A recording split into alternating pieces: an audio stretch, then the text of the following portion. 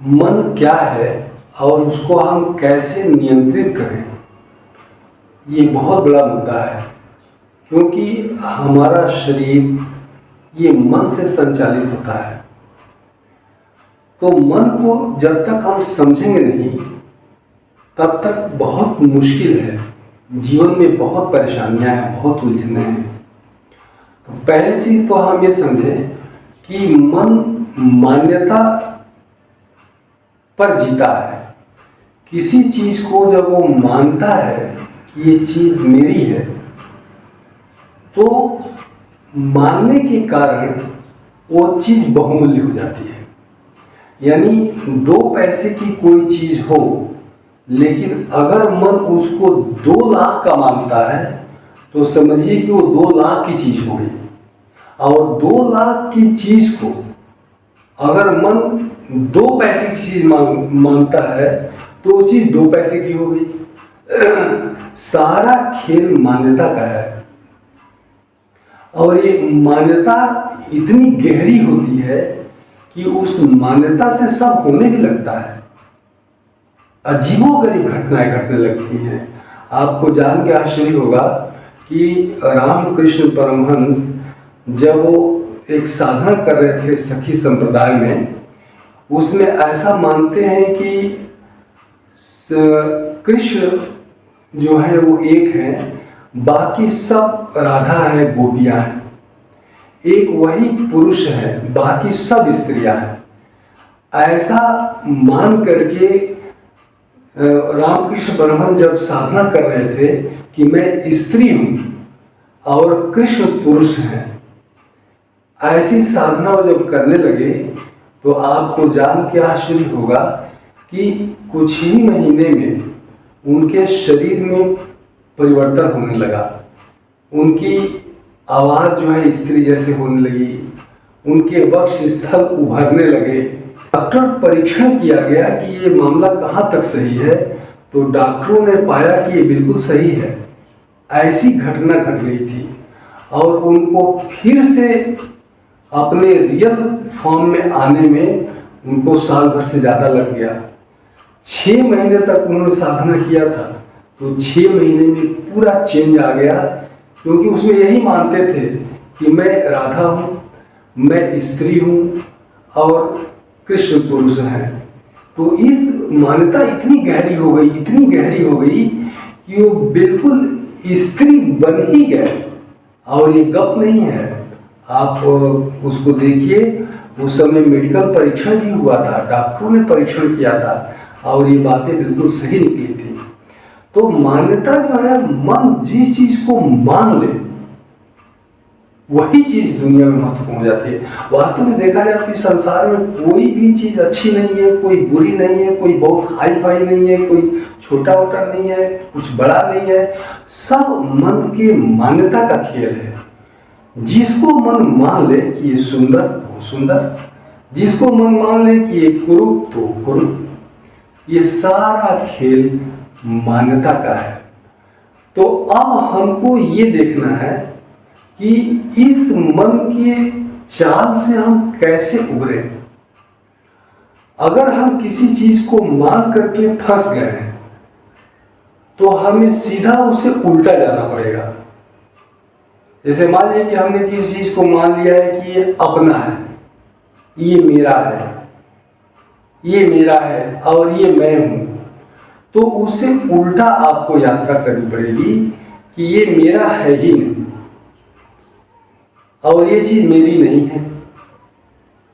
बस मैं, जैसे ही आप मानते हैं कि ये चीज मेरी है, वैसे उसे धीरे धीरे गहरा लगाव हो जाता है। छोटी सी चीज आप देखिए कि हम किसी चीज के आदी हो जाते हैं। अगर बहुत गहराई से आप देखेंगे तो उस चीज में कुछ है नहीं, लेकिन अगर वो चीज नहीं मिली तो मन पागल हो जाता है उसके लिए।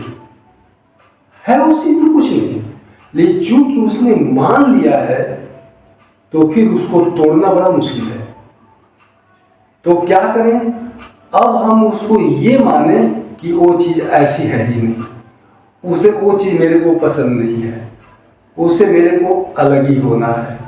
तो फिर हम उस तरह की मान्यताओं करने लगेगा और धीरे धीरे मन उससे हटने लगेगा।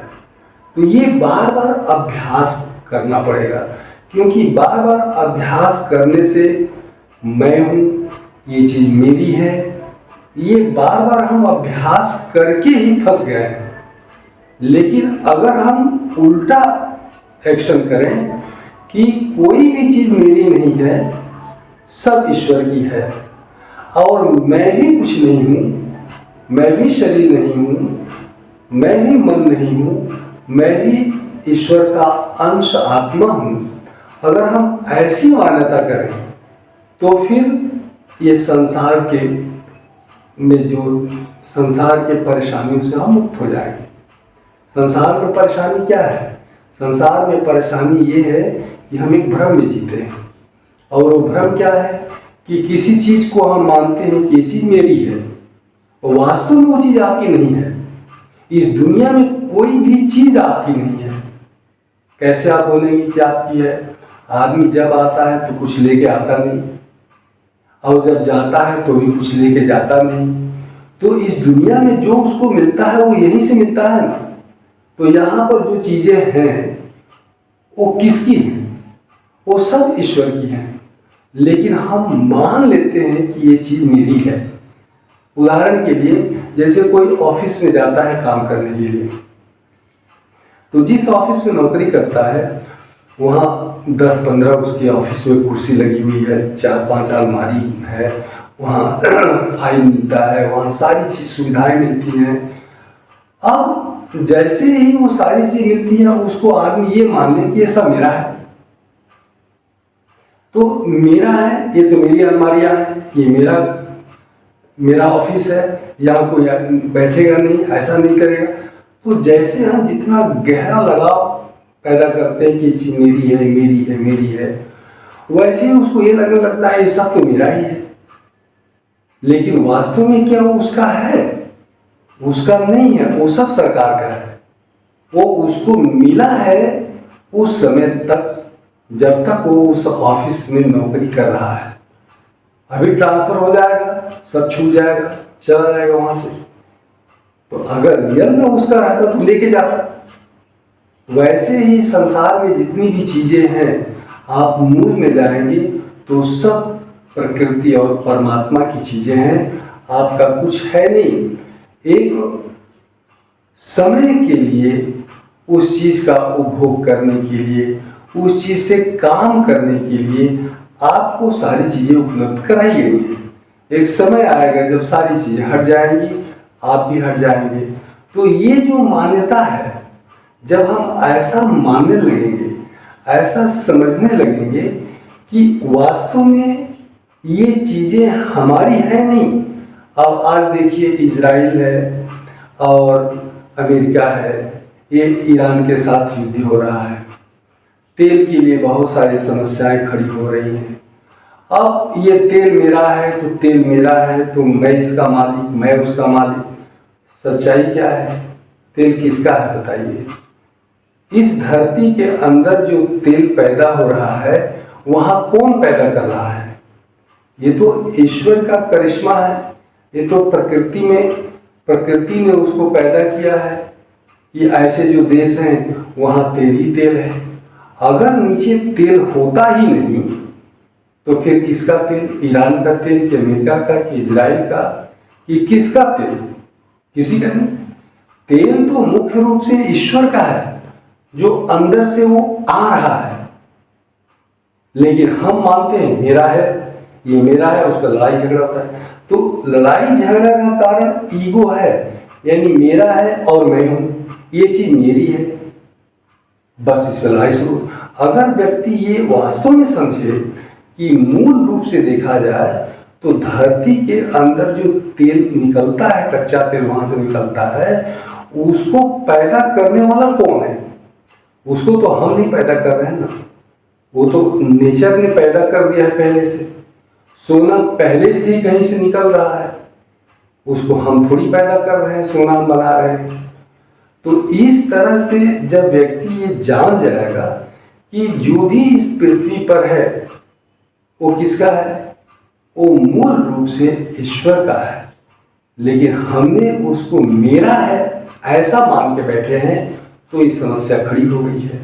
तो उल्टा मानना शुरू कर दें कि कुछ भी मेरा नहीं है, सब ईश्वर का है, सब ईश्वर है, मैं भी उसी का अंश हूँ, सारा झंझट यही समाप्त हो जाता है। और जैसे ही व्यक्ति ऐसा मानना शुरू करता है तो उसका मन अपने आप धीरे धीरे धीरे धीरे नियंत्रित होने लगता है। तो अगर हम इस तरह अभ्यास करें तो हम अपने मन पर नियंत्रण पा सकते हैं।